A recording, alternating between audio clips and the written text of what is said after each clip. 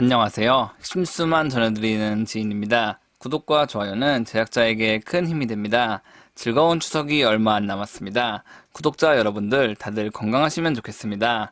9월 16일 SK이노베이션은 임시주주총회를 개최하고 이날 배터리 사업 부문 물적 분할과 석유 개발 사업 부문의 물적 분할을 통과시켰습니다.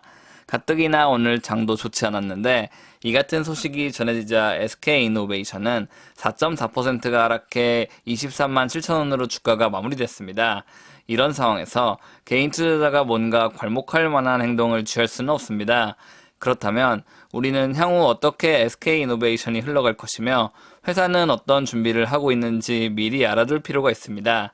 향후 SK이노베이션의 배터리 사업부가 더 크게 도약하기 전 매수에 들어갈 수도 있기 때문입니다. 그럼 시작하겠습니다. 일단 SK이노베이션이 분할을 하면서 정확히 어떤 입장을 발표했는지 살펴보겠습니다. 회사의 의견이 합당한지 아닌지 판단하려면 이들의 발언을 명확하게 파악하고 있어야 하기 때문입니다. 9월 16일 기사입니다. SK이노베이션은 10월 1일부터 배터리 사업부를 SK배터리 주식회사, 석유개발 사업부를 SKEMP 주식회사로 운영해 나갈 예정입니다.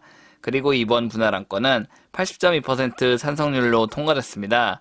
얼마 전 국민연금이 물적 분할에 대해 반대한다는 입장을 밝혔음에도 불구하고 사측은 그대로 분할을 통과시켰습니다. 이들이 분할을 추진하게 된 주요 이유로는 배터리 사업 부문이 좀 더 정당한 기업 평가를 원하는 것과 동시에 좀 더 자금을 확보해 배터리 생산 설비를 연 200GW시까지 확장하기 위해서입니다. 김준 SK이노베이션 총괄 사장 또한 이번 분할을 기점으로 질적, 양적 성장에 속도를 내겠다고 입장을 밝혔습니다. 다만 이는 김 사장의 의견일 뿐이지 주주들은 동의하지 않을 것입니다. 그렇다면 이제 임시주주총회에서 실제로 어떤 내용의 질문이 오고 갔는지 알아보도록 하겠습니다. 일단 첫 질문은 SK배터리 주식회사의 수주현황과 분할 이유 그리고 IPO 상장일에 대한 내용이 언급됐습니다. SK이노베이션은 빠르게 독립법인 체제를 정착시켜 배터리 사업을 더욱 육성할 계획입니다. 분사가 완료되면 성장 관련 로드맵을 더욱 명확하게 제시할 수 있고 생산 설비 증설도 더 빠르게 추진할 계획입니다. 그리고 현재 수주 물량은 약 700GWh입니다. 현재 SK이노베이션의 생산 능력은 연 30GWh에 불과합니다. 미국에 건설 중인 공장이 지어져야 비로소 본 역량을 발휘할 수 있고 그때부터가 SK이노베이션의 분할이 각광받게 되는 시점이라고 말했습니다. 그리고 이를 통해서 2022년 영업이익 플러스를 만들 수 있다고 강조했습니다. 즉 분사 후 미국 공장이 완성되면 2022년 순이익이 생성된다는 말입니다. 이 소식은 주주들에게 무엇보다도 좋은 소식인 것 같습니다. 그리고 사측은 적절한 밸류를 시장에서 인정받을 수 있는 시점에 IPO를 추진할 계획이고 아직까지 구체적인 계획은 없다고 했습니다. 두 번째 질문은 IPO가 하반기에도 이뤄질 수 있는 것 아니냐는 내용이었습니다. 이에 대해 SK이노베이션은 하반기에 상장은 어렵고 불가능하다고 했습니다.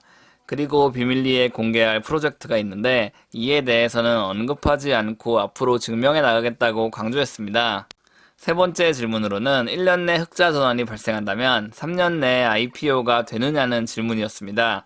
이에 대해 사측은 아까도 말씀드렸듯이 정확한 IPO 시점은 정해지지 않았다.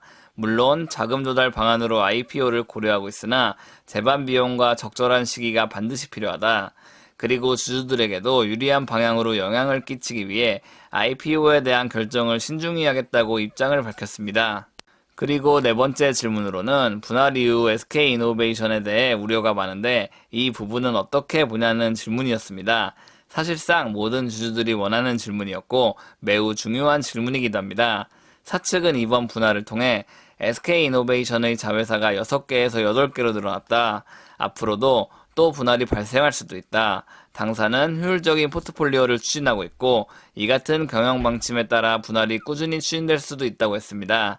물론 SK이노베이션이 지주사의 형태를 띠게 되면 가치 하락 이슈가 발생할 수밖에 없다고 말했고 따라서 당사는 새로운 가치 창출 방안을 만들어서 시장에 선보이겠다고 말했습니다.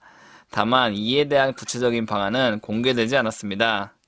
마지막 질문으로는 LG화학 같은 경우는 지분 이석을 최소화하기 위해 기존 사업의 7, 80%를 가져간다는 계획인데 SK이노베이션은 지분 이석에 대해 어떻게 대처할 거냐는 질문이었습니다.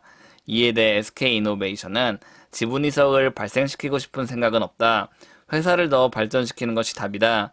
당사가 희석을 최소화시키고 좀 더 회사의 가치를 올리는 것이 결국 우리의 답이다 라고 말했습니다.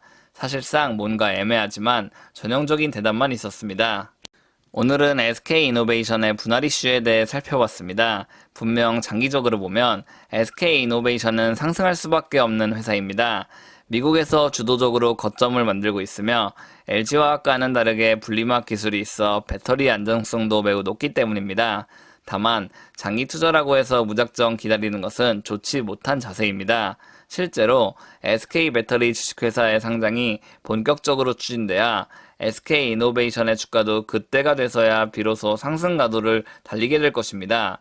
다만 아직까지 SK배터리 사업부의 IPO 일정이 공개되지 않았기 때문에 SK이노베이션 주주들은 기다리는 것 외에 특별한 방법이 없는 상황입니다. 제가 준비한 소식은 여기까지입니다. 지금까지 핵심 뉴스만 전해드리는 지인이었습니다. 감사합니다.